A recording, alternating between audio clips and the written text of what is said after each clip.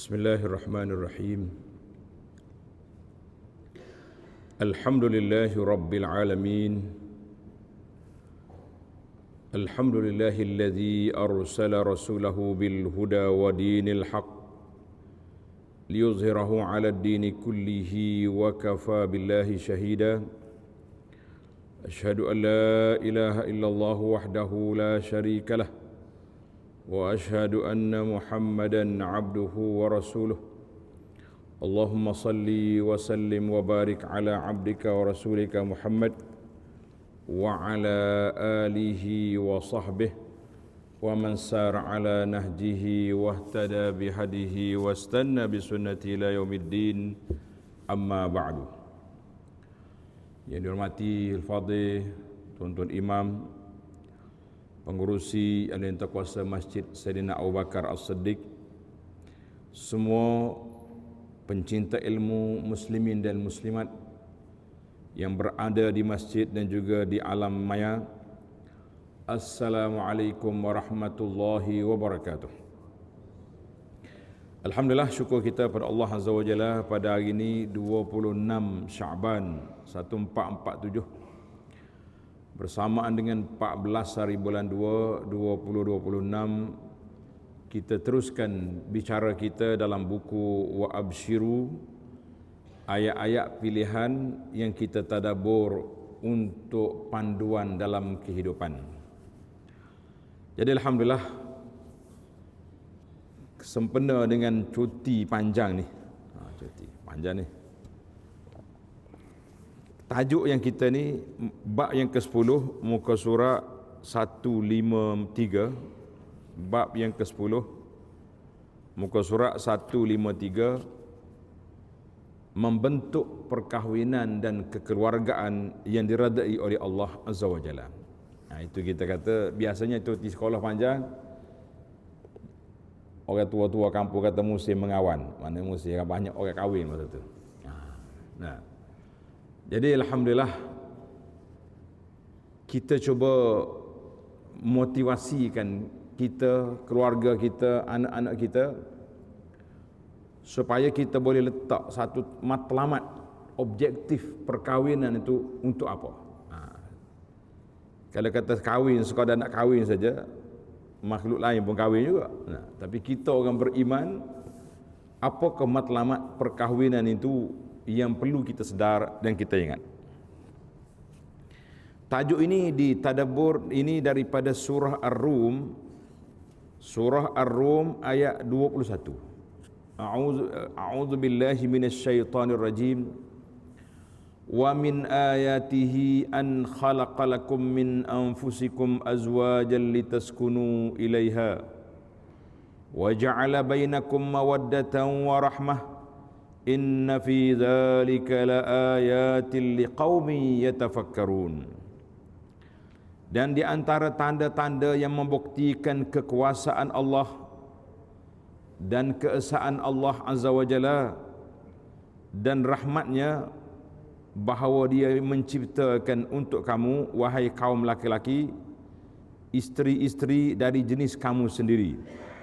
Maknanya kita manusia, kita kena kahwin dengan orang. Tak ada manusia hidup kahwin dengan jin kau dengan syaitan, jangan. Ataupun kahwin dengan hayawan. Cuma hak gila sikit sekarang ni hidup kahwin sejenis tu. Itu hak jadi masalah. Itu masalah, bukan masalah kita, masalah dia yang lari daripada fitrah manusia, lari. Jadi tujuan kahwin dengan isteri-isteri dari jenis kamu sendiri supaya kamu bersenang hati dan hidup mesra dengannya, dan dijadikannya di antara kamu suami isteri perasaan kasih sayang, mawaddah dan rahmah, belas kasihan. Sesungguhnya yang demikian itu mengandungi keterangan yang menimbulkan kesedaran bagi orang-orang yang berfikir. Kita orang berfikir, kita akan sedar, kita akan tahu dan kita akan insaf. Baik, tadabbur ayat. Qauluhu ta'ala wa min ayatihi an khalaqalakum min anfusikum azwaja. Di antara tanda-tanda yang membuktikan kekuasaan dan keesaan serta keagungan Allah Azza wa Jalla dan rahmatnya, bahawa Allah menciptakan untuk kamu, wahai kaum Adam, isteri-isteri dari jenis kamu sendiri. Di awal ayat ini Allah Subhanahu wa taala menjelaskan bahawa Dia menciptakan bagi manusia itu pasangan hidup yang dari golongannya jadi jenisnya sendiri. Maknanya kita sama-sama manusia. Asalkan dia manusia tak apalah. Tak kira lah keturunan tu. Nah, ada orang Melayu kahwin dengan Arab, Arab kahwin dengan Afrika, Cina kahwin dengan Melayu. Itu tak boleh. Itu kepelbagaian, tapi dia tu kena manusia. Menurut sebahagian ulama tafsir, yang dimaksudkan pasangan dari jenis mereka sendiri adalah Allah Ta'ala ciptakan nenek kita Hawa dari tulang rusuk Adam yang sebelah kiri yang paling bawah. Adakah dari sudut fizikalnya diambil betul sebatang tulang tu ataupun tidak? Itu para doktor telah cek, dia kata tak ada pun. Tulang kita ni kurang. Tak apalah, kita tak bahas dari sudut teknologi itu. Yang kita nak bahasnya dari sudut kita.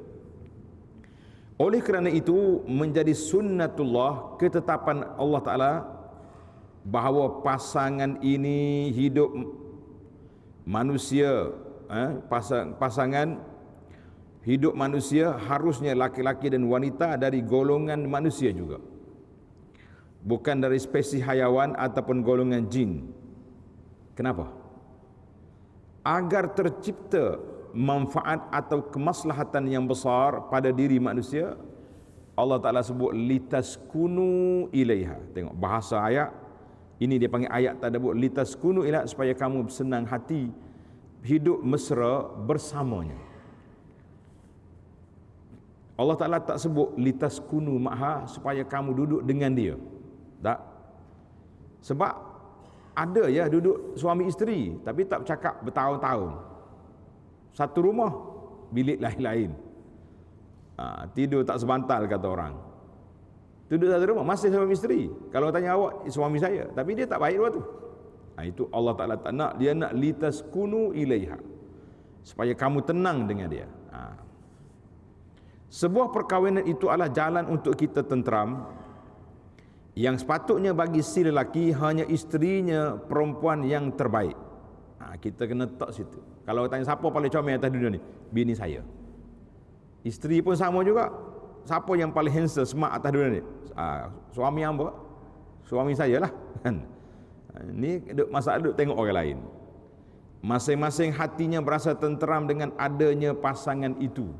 Bila? Apabila seorang mempunyai jiwa yang tenang, dia hanya nampak isteri dia je, nampak pasangan dia yang terbaik, maka jadilah dia tu orang baik. Ni ada satu kisah, ada cerita seorang manusia ni, dia tengok orang semua wuduh belaka. Isteri dia tak comel, orang ni tak comel. Dia pergi mengadu pada seorang syekh. Dia kata, "Syekh, macam mana saya ni?" Syekh kata, "Mu ni satu je penyakit." Penyakit apa? Penyakit tak jaga pandangan mata. Sebab bila mu tengok bini orang, mu tengok anak orang, tengok adik-beradik orang yang perempuan lain, semua cantik belaka, sebab kamu tengok dengan dua dimensi. Mu tengok dengan matamu dan kamu tengok dengan mata syaitan. Kerana itu kalau mu kahwin atas dunia ni seluruh manusia, contohnya isteri mu belaka, kecuali seorang perempuan lagi bukan isteri dia, hak tu hak comel sekali. Sebab dia tengok dengan syaitan. Jadi kesimpulannya Tok Syekh kata, mu ni ubat kamu satu je. Apa dia? Ghaddul basar, sebagaimana yang diarahkan oleh Allah Azza wa Jalla, ya ayyuhallazina amanu. Allah Ta'ala perintahkan kepada orang beriman, laki-laki dan perempuan, yaghuddu min absarihim, tundukkan pandangan mata, jangan duk tengok kosih. Itu dia panggil, itu ubat yang mujarab. Semua itu merupakan modal yang paling berharga dalam membina rumah tangga yang bahagia.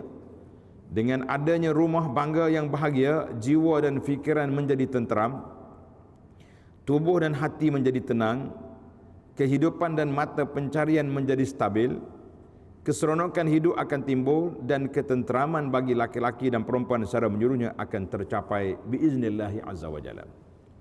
Ni kita duk perhati tengok sekarang ni banyak kes yang dibawa ke muka pengadilan, puncanya rasuah. Kita tak kata orang tu bersalah, orang ni bersalah, tidak, tapi tuduhan tu ada.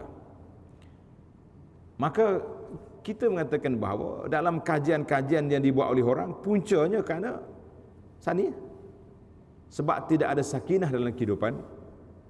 Nah, terpaksa kena cari harta walaupun tidak melalui jalan yang halal. Itulah manusia yang tidak bahagia di dunia, dan di akhirat nanti mereka duduk di bawah masyiatillahi ta'ala, sebab dosa yang dia bawa itu bukan sekat dunia, dibawa sampai ke akhirat. Nas'alullah al-afwa wal-afiyah. Allah SWT juga berfirman pada ayat yang lain dalam surah Al-A'raf ayat 189, huwallazi khalaqakum min nafsin wahidah wa ja'ala minha zawjaha liyaskuna ilaiha falamma taghashaha hamalat hamlan khafifan famarrat bih falamma athqalat da'wa Allah rabbahuma la in ataitana salihan lanakunanna minasy-syakirin. Dialah yang menciptakan kamu dari jiwa yang satu, yakni Adam, dan daripadanya Allah menciptakan pasangannya agar dia merasa senang kepadanya. Maka setelah dicampurinya, istrinya mengandung. Kandungan yang ringan, mana peringkat awal tu ringan lah, dan teruslah dia merasa ringan beberapa waktu. Kemudian ketika dia merasa berat, kedua suami isteri memohon kepada Allah, Tuhan mereka, seraya berkata, jika engkau memberi kami anak yang soleh, tentulah kami akan menjadi orang yang bersyukur. Mana inilah ibu bapa di antara perkara yang penting dalam hidup kita ni. Bila nak dapat anak, istibsyar, dipanggil istibsyar, kena letak khabar gembira, rasa happy bila nak dapat anak. Sebab kita tahu, anak tengok perhati kepada musim perkahwinan. Ada tahun orang kahwin lambat nak boleh anak. Ada setengah tahun tu anak kita, anak orang, anak kawan-kawan tanya, engkau dapat menantu baru ni macam mana? Awal lagi, bulan pertama dah mengandung. Istilah orang kampung dia panggil bunting pelamin. Dia dengar ada bunting pelamin ni, maknanya sama sah orang Kelantan kata. Kahwin tu dapat anak, mengandung lalu. Jadi kita tidak tahu bagaimana ke. Yang penting ibu bapa ni kena bersedia, kena bagi motivasi bahawa kalau mengandung awal, alhamdulillah, itu rezeki datang awal. Kalau lambat sikit, alhamdulillah, Allah Ta'ala bagi peluang untuk honeymoon dulu, kata orang muda-muda. Jadi kena bersedia. Setengah orang, mengandung tu, kita baru nak. Sebab itu dipanggil kaedah bahasa Arab, kata istibsyar, tanggungjawab ibu bapa, rasa happy, gembira dengan kedatangan rezeki yang Allah Ta'ala anugerahkan. Baik, kita pergi kepada poin yang kedua dalam ayat tadi, ayat yang kita baca surah Ar-Rum ayat 21 tadi, wa ja'ala bainakum mawaddatan wa rahmah, dan dijadikan di antara kamu suami isteri perasaan kasih sayang. Yang pertama dipanggil mawaddah, kasih sayang, cinta-cinta. Yang kedua rahmah, belas kasihan. Bagaimana pembahagian dua ni? Mungkin waktu awal dua-dua ada. Perkataan mawaddah dari segi bahasa berasal daripada kalimah wadda, bermaksud keinginan kepada sesuatu. Dan dalam konteks ayat ini, ia bermaksud kecintaan yang tinggi.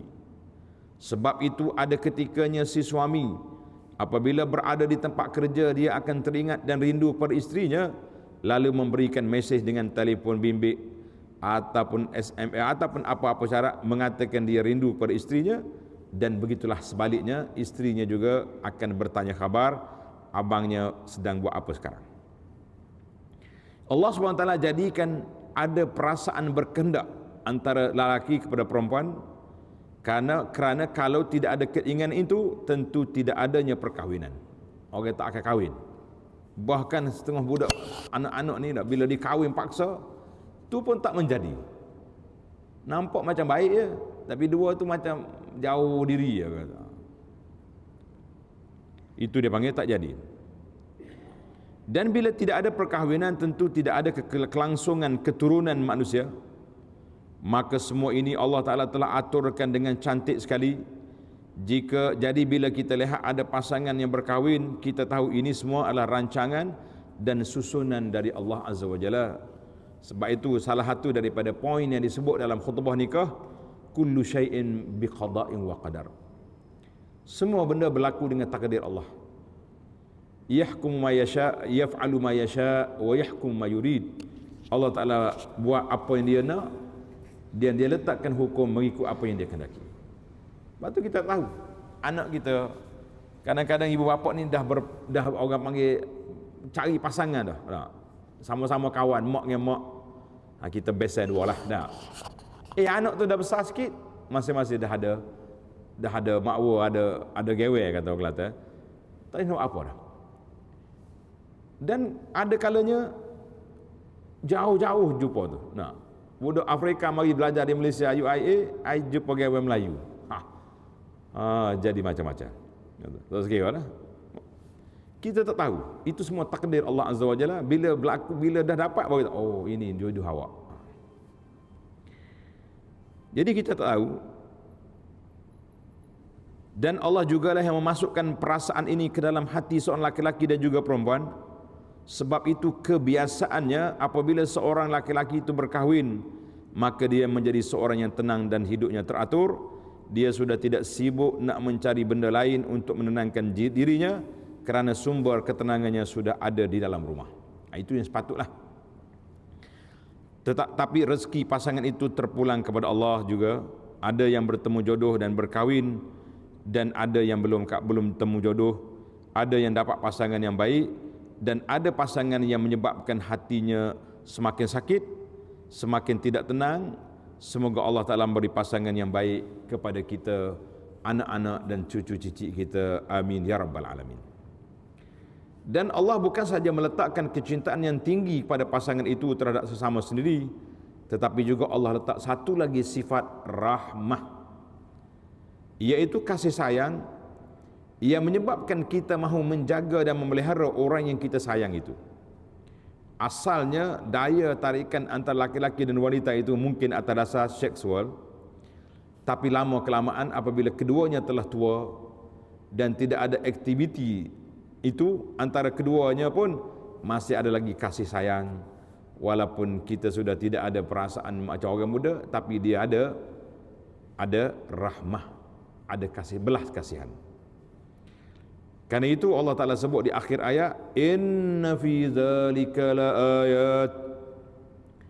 laayatin liqaumi yatafakkarun. Sesungguhnya yang demikian itu mengandungi keterangan-keterangan yang menimbulkan kesedaran bagi orang-orang yang berfikir. Tengok ayat ini dia panggil ayat tadabbur. Kita bincang tentang kekeluargaan, tentang suami isteri, tentang hubungan hubungan ialah suka-suka orang kahwin. Tapi Allah letak di akhir ayat, inna fi dzalik, dalam isu kekeluargaan, perkahwinan, la ayat, Allah merupakan salah satu daripada tanda-tanda kekuasaan Allah Azza wa Jalla liqaumin yatafakkarun, bagi orang yang berfikir. Mudah-mudahan kita termasuk di kalangan mutafakkirun, orang yang berfikir, termasuk di kalangan ulul albab, orang yang punya akal pikiran yang cerdik, sentiasa berfikir dalam semua keadaan. Demikianlah agungnya sebuah perkahwinan itu dan rasa kasih sayang yang ditimbulkannya, sehingga kan ayat ini ditutup dengan menyatakan bahawa semuanya itu merupakan tanda-tanda kekuasaan dan kebesaran Allah Subhanahu wa taala bagi orang-orang yang mahu menggunakan akal fikirannya. Akan tetapi hanya sedikit sekali manusia yang mahu memerhatikan kekuasaan Allah yang menciptakan pasangan bagi mereka dari jenis mereka sendiri, jenis manusia, dan menanamkan rasa cinta dan kasih sayang dalam jiwa mereka. Itu dia sudut tadabbur ayat. Kita berpindah ke tajuk pengajaran umum daripada ayat yang kita baca. Perkahwinan ialah pertalian yang menyatukan antara pasangan laki-laki dan perempuan melalui akad nikah yang sah dengan rukun dan syarat tertentu sebagaimana yang digariskan oleh syariah. Yang ini kita belajar dalam bab fiqh. Dia rukun nikah ni ada suami, ada isteri, ada akad, kan? Ada saksi, ada wali, ada saksi, ada mahar. Jadi semua itu cukup. Matlamat utama perkahwinan adalah untuk membina perhubungan yang diredai dari dunia sehingga ke syurga. Dulu orang tua-tua kita berdoa, bila tengok orang kahwin, dia kata apa? Semoga kekal ke anak cucu. Tapi sahabat-sahabat kita, tuan-tuan qadi dia jawab agama, dia kata doa ni kena tukar. Tidak sesuai sampai ke anak cucu. Kita kena tukar, semoga kekal sampai ke syurga. Itu hak elok. Kenapa? Memang terjadi, banyak kes yang terjadi, bila dapat cucu, nenek atuk dengan opah bercerai. Cerai sungguh. Kita pun terkejut tengok, orang tua nak pergi bercerai. Sebab mungkin wallahu a'lam, mungkin salah doa ataupun silap teknikal. Kita pergi doa sampai ke anak cucu ya, kekal. Itu silap teknikal, jadi kita kena betul tak boleh anak cucu, semoga kekal sampai ke syurga, barulah betul dia punya doa tu, insya-Allah. Tukarlah doa tu. Jadi matlamat dia sampai ke syurga sudah menjadi tradisi. Apabila tiba saja musim cuti sekolah, masyarakat akan mengambil peluang untuk mengadakan kenduri perkahwinan untuk anak-anak muda atau pasangan yang sudah bercinta. Jika ditanya kepada bakal pasangan, apa ketujuan kamu berkahwin? Kita tanya, awak nak kahwin sebab apa? Mereka akan menjawab, berkahwin kerana cinta sejati, demi menyahut seruan ilahi dan galakan daripada Rasul Rabbil Alamin. Nabi kata tazawwajul waludul walud. Kahwinlah dengan perempuan yang anak ramai. Maknanya kita tak tahu dia anak ramai, tengok keturunan dia lah. Pilih yang anak ramai. Tapi sekarang ni pilihlah setara mana pun. Dia ada MOU dah dua tu. Kita nak anak 3 orang je, ada nak 2 orang. Macam-macam pilihan budak-budak sekarang. Kita tengok ada juga sahabat-sahabat kita, anak dia sampai 10 orang, 12 orang, itu baru nampak semangat dah. Ni awal-awal lagi, kita nak anak 2 orang je, seorang laki-laki, seorang perempuan. Tak dapat pasangan, tambah seorang lagi yang ketiga, kok dapat anak perempuan. Itulah gaya hidup sekarang. Lepas tu kalau kita pergi ke negara lain, Jepun ke contohnya, petang-petang orang duk jalan dengan anjing, duk tarik anjing kecil tu. Kata kenapa dia tarik anjing? Dia tak ada anak. Kalau kahwin pun dia tak mau anak. Akhir kali pupuh manusia atas dunia ni. Rugi. Ikatan perkawinan pula hakikatnya dibina demi mencapai kebahagiaan dan kedamaian dalam hidup serta ketenangan dalam beribadat. Dia tak memikir ke orang lain, dia tenang hidup ni. Sebagaimana sebagaimana yang telah dijelaskan dalam surah Ar-Rum yang kita baca tadi, Allah Ta'ala sebut litaskunu ilaiha, supaya kamu tenang berada bersama dengan pasangan. Isteri menjadi tempat kita menyalurkan rasa dan perasaan, di samping berkongsi kasih maupun derita. Sebaliknya suami merupakan tempat si isteri bernaung dan bermanja. Kasih sayang di antara suami dan isteri mestilah berlandaskan keikhlasan dan penuh ketakwaan kepada Allah Azza wa Jalla. Allah Subhanahu wa taala menyuruh kita untuk berfikir betapa besarnya nikmat yang dikurniakannya kepada hamba-hambanya yang bijak melayari bahtera rumah tangga. Allah Ta'ala sebut, wallahu ja'ala lakum min buyutikum sakana. Dan Allah menjadikan bagi kamu rumah-rumah yang kamu dirikan itu sebagai tempat tinggal untuk mendapat ketenangan dalamnya. Jadi ketenangan itu tak akan tenang kecuali ada orang yang tenang dalamnya. Karena itulah Nabi sebut dalam hadis, Nabi kata ad-dunya mata', dunia ini satu benda mata benda ya. Wa khairu mata' ad-dunya al-mar'atu as-salihah, sebaik-baik benda yang dimiliki iaitulah isteri yang salihah. Seseorang yang bersedia untuk membina mahligai cinta akan memulakan langkah awalnya dengan mencari jodoh yang terbaik. Ini dipanggil hak anak ni dia bukan lepas pada beranak. Hak anak ni masa kita nak pilih mak dia tu lagi. Nak pilih ibu tu kena cari yang baik-baik. Baik dia, keturunan dia baik, dia barulah betul. Ni bila cari yang tak baik, lepas tu tengok anak tak baik pula, duk marah pula. Kau kata orang sarang tu tak betul, macam mana berjalan nak betul? Dalam hadis Nabi menyebut takhayyaru linutafikum. Pilihlah sarang nak letak air mani kamu, kerana keturunan itu hassas. Dia ada, orang panggil ada kesan dia dalam kehidupan manusia. Baik. Maknanya mencari jodoh yang terbaik buat dirinya meliputi segala aspek yang dituntut agama. Kunci yang paling utama ialah mendapatkan pasangan yang taat kepada Allah dan Rasulnya sallallahu alaihi wasallam. Inilah kriteria idaman setiap insan, kerana Allah Ta'ala berfirman, inna akramakum indallahi atqakum, sesungguhnya semulia-mulia kamu di sisi Allah ialah orang yang paling bertakwa di antara kamu. Bukan yang lebih keturunan ataupun bangsawan ataupun hartawan. Surah Al-Hujurat ayat 13, dan diriwayatkan dalam hadis Nabi sallallahu alaihi wasallam, la tazawwajun nisa li husnihinna. Janganlah kamu menikahi para wanita semata-mata kerana kecantikan mereka. Kerana kecantikannya mungkin akan merosakkan mereka, kerana tertipu dan sombong dengan kecantikan. Akhirnya nak tegur tak boleh dah. Jangan juga menikahi para wanita kerana harta-harta mereka, kerana berkemungkinan harta akan menyebabkan mereka jatuh dalam maksiat dan kejahatan. Akan tetapi hendaklah kamu berkahwin dengan perempuan atas dasar agama, seorang hamba perempuan yang sumbing pada mulutnya dan telinga, tapi mengamalkan ajaran Islam dengan sempurna, lebih baik daripada perempuan yang merdeka yang membelakangi perintah agama. Hadis ini rawahu Ibnu Majah bisanadin dhaif. Jadi kata ulama hadis, yang pertama hadis itu lemah dari sudut sanad. Yang kedua, maksudnya bukanlah kahwin dengan hamba perempuan yang cacat. Nabi nak bandingkan pentingnya kita cari yang beragama. Pentingnya cari yang beragama, itu maksud hadis. Wallahu a'lam. Dalam hadis lain Nabi kita bersabda, iza tazawwajal 'abdu faqad istakmala nisfa dinih falyattaqillaha fid nisfil baqi.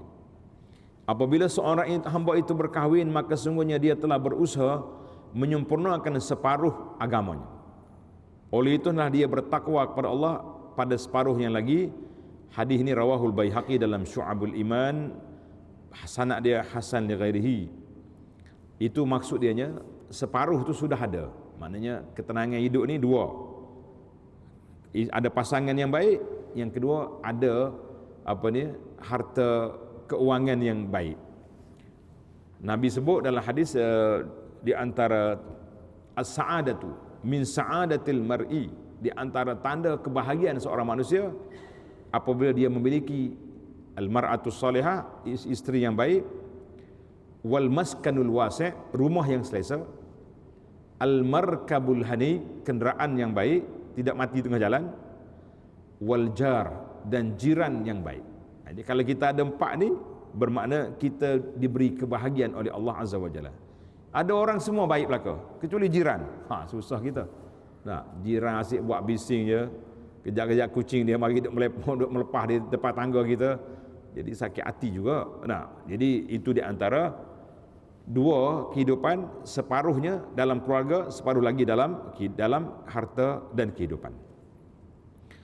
Apabila seorang isteri itu menyedari kemuliaan suaminya sebagai ketua keluarga, secara fitrahnya akan wujudlah perasaan hormat dan redha. Dengan sifat inilah si isteri dapat melahirkan rumah tangga yang beroleh redha ilahi, insya-Allah. Suami pula wajib memastikan tahap agama dalam rumah tangganya. Isteri merupakan insan pertama yang perlu dididik dengan agama. Apabila si isteri beramal dengan keyakinan dan keikhlasan, maka anak-anak pasti akan dididik dengan akhlak baik secara berterusan. Karena itu channel isteri dengan suami ni kena sama. Ada setengah orang ni suami suka belajar ni, isteri pergi belajar sana, akhir kali balik kau duduk balas di rumah. Nak dia bawa benda khilaf. Kita kata tak usah. Kita pergi sama-sama, kita belajar dengan guru yang mulia, belajar sini. Jadi kita balik pun boleh muzakarah apa yang kita belajar. Jangan duk bawa yang pelik-pelik. Keluarga sebegini akan dimurahkan dengan rezeki yang berkat. Segala masalah akan mampu diselesaikan dengan aman dan kehidupan hariannya dipenuhi dengan kasih sayang dan kecintaan. Apabila pasangan dikurniakan zuriat, dilakukan amalan yang pertamanya tahnik. Tahnik ni kita panggil belah mulut tu dengan buah kurma, ada air zam-zam. Akikah pada hari yang ketujuh. Jangan tak buat akikah. Akikah ni tuan-tuan dan puan-puan, kita kena buat pada hari yang ketujuh. Hari tujuh ni sembelih akikah. Kita isytiharkan nama dia, kemudian bersihkan kepala dia, cukur dia. Jangan tunggu akikah ni tunggu cuti. Setengah orang ni tak puas akikah, kita buat hari raya. Akikah kita buat hari cuti panjang raya Cina ke apa dia. Apa kaitan Cina dengan anak kita? Apa kaitan Christmas dengan anak kita? Kita nak hari yang ketujuh. Dia kata hari tujuh baby duduk dalam hospital kuning contohnya. Tak cukup bulan duduk dalam hospital dalam ward. Kita kata bukan budak tu nak makan pun. Yang makannya ayah dia. Jiran tetangga yang kita nak jemput. Sebab tu hari ketujuh tu hari yang disunatkan kita sembelih akikah untuk hak anak itu sendiri. Bukan tunggu cuti-cuti, tak ada. Dia kata, seekor kambing ni banyak mana sangat dah. Kalau bawa satu periuk yang kita kambing tu letak kat bawah ni, sudah solat je panggil lah. Tuan-tuan, lepas sembahyang subuh hari ni kita ada akikah anak saya, cucu saya, cicit. Habis ya seekor kambing, tak cukup-cukup pun. Jadi kita nak panggil orang, kita panggil waktu lain. Kesyukuran di atas kelahiran anak kita, cucu kita, nak sembelih lembu ke nak sembelih unta, tafadhal. Tapi untuk baby, hari yang ketujuh itu hari sunnah dia. Kena tanda situ. Bukan tunggu mak dia keluar hospital, anak duduk di rumah, tak ada. Dia kata ada anak nak cukur jambu, siapa suruh cukur jambu? Orang itu suruh tahnik. Tahnik di mana-mana pun boleh. Jadi kita kena bagi itu, dipanggil hak dia tu. Dengan apabila perlu kita kena akikah dan memberi nama yang terbaik buat anak. Pilih nama hak comel-comel, baik dari segi lafaz dan juga maknanya. Sebab anak ini akan dipanggil di akhirat esok dengan nama tu. Kalau nama dia buruk, malu di depan orang esok. Antara nama yang paling disukai oleh Allah adalah Abdullah dan Abdul Rahman, sebagai dalam hadis Muslim. Nama-nama terbaik yang lain adalah nama-nama yang disandarkan kepada Allah, seperti Abdul Aziz, Abdul Hamid, Abdul Basit contohnya, ataupun nama para nabi dan rasul alaihi wassalatu wassalam, Muhammad, Yusuf, Nuh. Kalau nak pendek panggil Nuh, Hud, semua pendek lakon. Kita diharamkan untuk beri nama anak dengan nama-nama Allah tanpa tambahan Abdul, atau nama-nama berhala dan nama syaitan. Makruh juga kita namakan anak dengan nama-nama orang fasik, nama-nama penyanyi, artis. Bila tengok sebut panggil cucu, panggil nama anak, duk teringat kau duk melompat atas petas. Ataupun golongan dimurkai oleh Allah seperti Fir'aun, atau nama-nama hayawan yang dikenali dengan sifat-sifat yang jeleknya seperti anjing atau khinzir. Kerana inilah nama yang bakal dipanggil di akhirat oleh Tuhan pemilik alam di hadapan sekalian makhluk. Kesimpulannya, hiasilah alam rumah tangga kita dengan sunnah Rasulullah sallallahu alaihi wasallam. Pilihlah pasangan hidup yang menepati ciri-ciri wanita salihah agar kelak mampu menjadi pendidik anak-anak dan pendamping suami dengan dalam penuh kasih sayang, mawaddah, rahmah dan barakat. Tanggungjawab selepas perkahwinan. Yang pertama, hendaklah berbuat baik kepada isteri dan suami dengan bergaul dengan mesra bagi mengukuhkan keyakinan antara keduanya serta merealisasikan sabda Nabi sallallahu alaihi wasallam, khairukum li ahlihi wa ana khairukum li ahli. Sebaik-baik kalian adalah orang yang baik pada ahli keluarganya, dan aku merupakan orang yang terbaik dalam melayani ahli keluargaku. Hadzal hadis rawahu Ibnu Majah wa Tirmizi bisanadin sahih.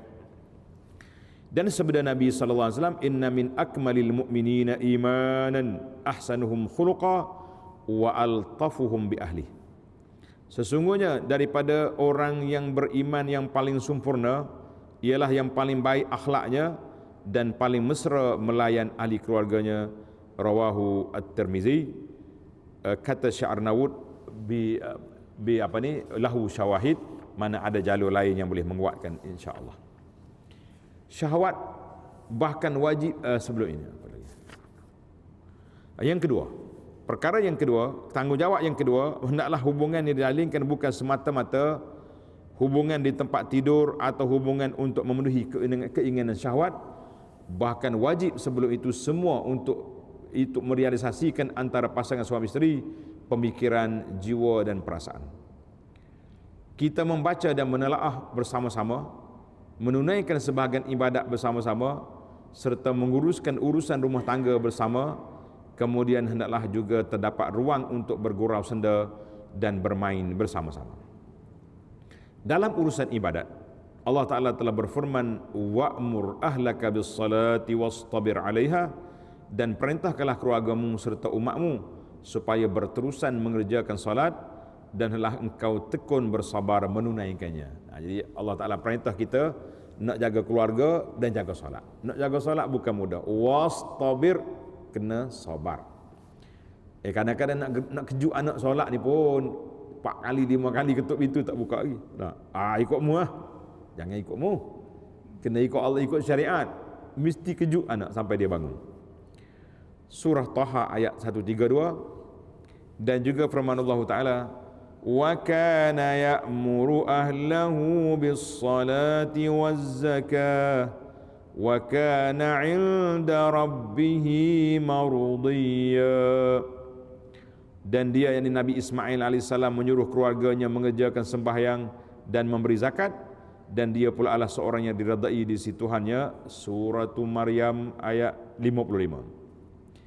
Adapun dalam perihal bergurau senda dan merehatkan jiwa dengan bermesra dengan isteri, Nabi SAW pernah berlomba lari dengan Aisyah.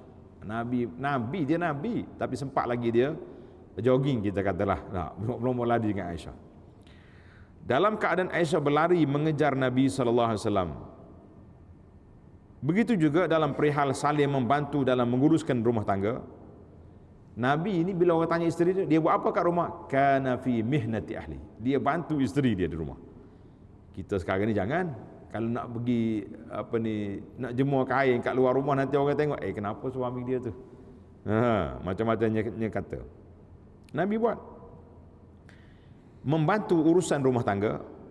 Rasulullah SAW banyak membantu para ummahatil mukminin dalam pelbagai urusan. Antaranya Rasulullah SAW sering menjahit kasutnya sendiri bagi meringankan beban kerja para isterinya. Yakhsifu na'lahu wa yarqa'u thawbahu. Kalau baju dia cari, dia jahit. Nabi kita pandai, menjahit pun dia pandai. Ni kita kalau tak pandai tu salah. Nanti masih makin rusak pula baju kata orang. Tapi yang pentingnya kita boleh membantu dalam masalah kerja rumah tangga. Jangan kata ni kerja mak dia ni. Ada kerja pak dia apa? Pak dia apa kerja pak dia? Buat anak je. Dia kena ada usaha, kena ada jalan yang baik. Yang ketiga, hendaklah hubungan yang terbina antara suami isteri berlandaskan perkara yang digariskan oleh ketetapan syarak. Hubungan ini tidak boleh dijalankan berlawanan dengan Islam atau pada perkara yang diharamkan oleh Allah Azza wa Jalla. Jadi kita kena, orang panggil, biar keluarga kita tu patuh syariah. Kesimpulan ayat, perkahwinan adalah satu tanggungjawab yang besar yang diamanahkan oleh Allah Subhanahu wa taala. Hendaklah kita memenuhi tanggungjawab ini seperti mana yang disebutkan di atas bagi menggapai erti sebenar keluarga yang bahagia di dunia dan akhirat. Semoga Allah Ta'ala memberikan kepahaman untuk kita dalam mengamalkan syariat Islam dan merezekikan kita semua pasangan yang soleh dan solehah serta zuriat dan keturunan yang menjadi penyejuk mata hati. Amin ya rabbal alamin. Wa sallallahu ala nabiyyina Muhammad wa ala alihi wa sahbihi ajma'in. Walhamdulillahi rabbil alamin. Jadi alhamdulillah sempurna dengan kedatangan Ramadan. Saya tak sempat nak urai dah sini. Cuma kita bagi hadiah. Risalah. Yang belum dapat risalah saya ambil. Tajuk dia Ramadan Al-Mubarak, amalan-amalan di bulan Ramadan. InsyaAllah mudah-mudahan ada panduan yang boleh kita semangat, menguatkan semangat kita untuk beribadat pada bulan yang mulia ini.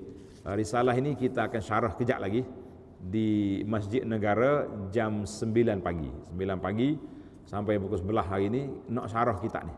Syarah risalah amalan di bulan Ramadan. InsyaAllah kita jumpa di sana. Siapa yang berkelapangan, subhanakallahumma wa bihamdika asyhadu an la ilaha illa anta astaghfiruka wa atubu ilaik. Wa sallallahu ala nabiyyina Muhammad wa ala alihi wa sahbihi ajma'in. Walhamdulillahi rabbil alamin. Wassalamu alaikum warahmatullahi wabarakatuh.